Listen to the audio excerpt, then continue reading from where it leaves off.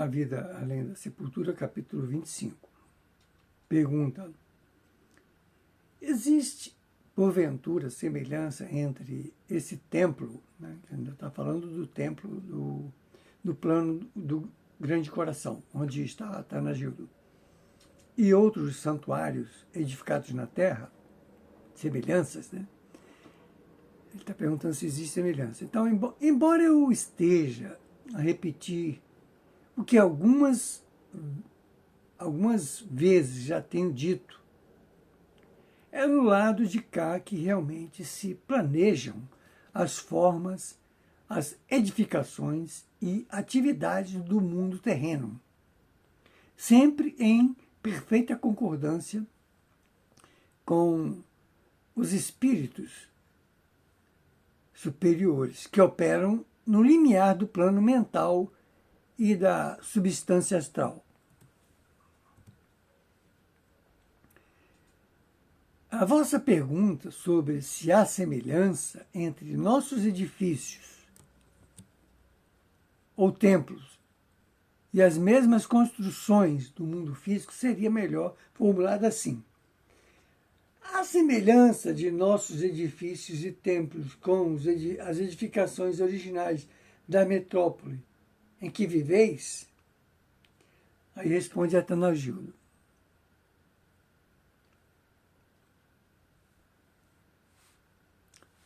essa, aliás, já é a resposta de Atanagildo, né? Então vamos a outra pergunta a Atanagildo. O templo da vossa metrópole foi construído em alguma zona de fluidos superiores do outro lado, aos de outro local? Quer dizer, copiar algum outro, né? Responde Atanagildo: de um outro plano mais evoluído. Aí responde Atanagildo: o magnífico santuário foi edificado exatamente no centro do gigantesco e formoso jardim já descrito anteriormente, e que forma o coração florido de nossa metrópole. Embora ele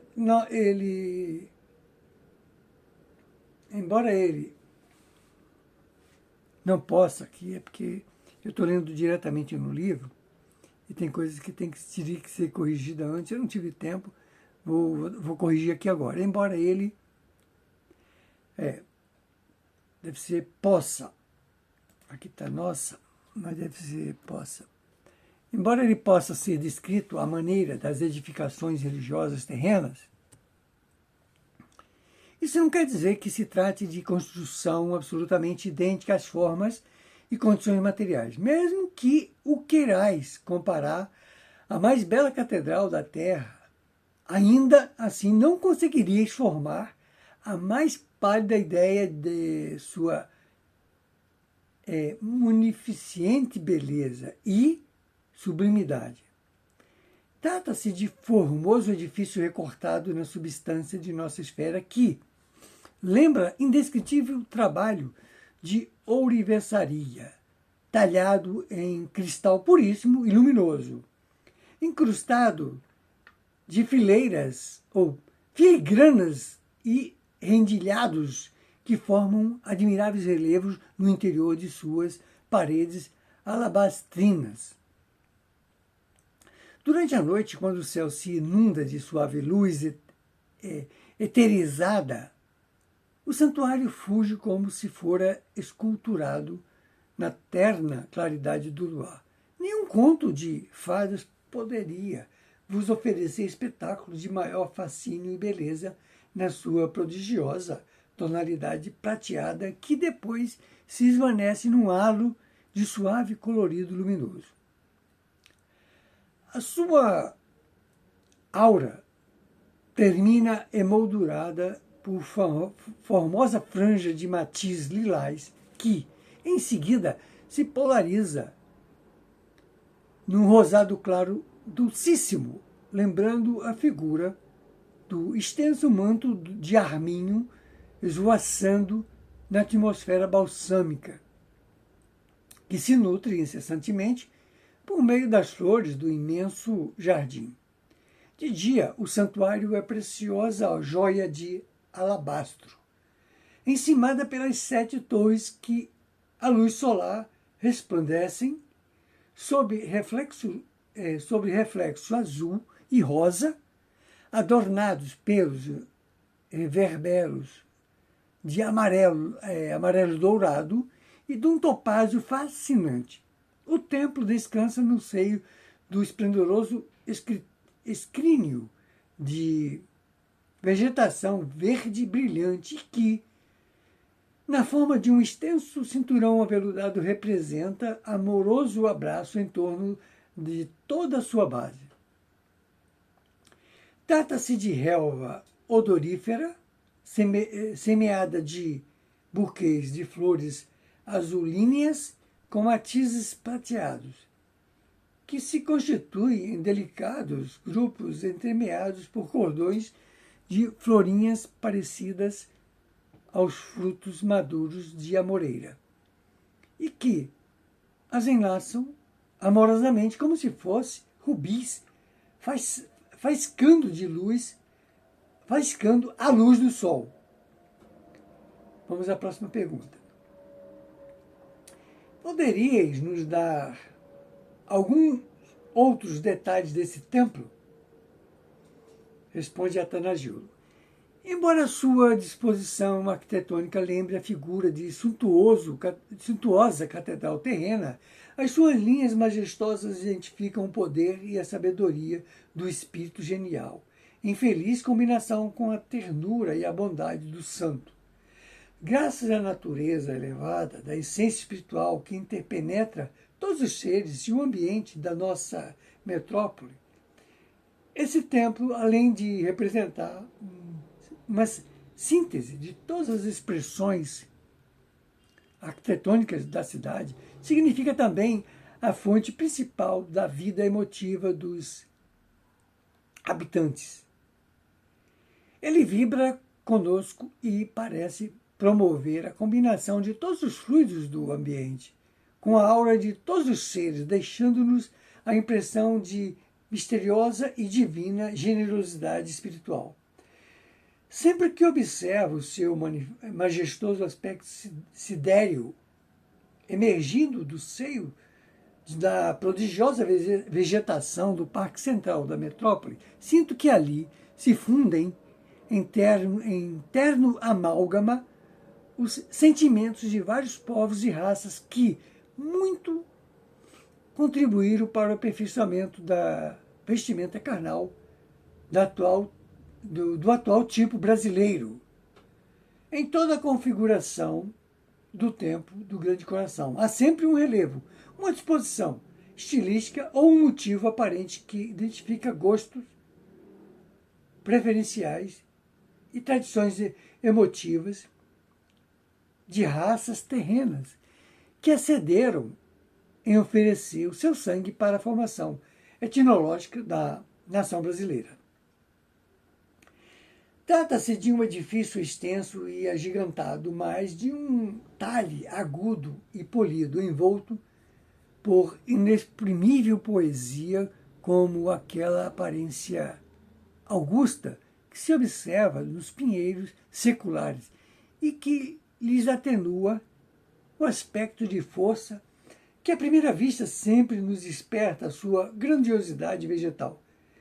É um santuário construído também em perfeita simetria, com um gigantesco heptágono que limita o centro principal da metrópole. Possui 7 portas espaçosas que se abrem exatamente em direção a cada uma das 7 principais avenidas que convergem para esse grandioso logradouro.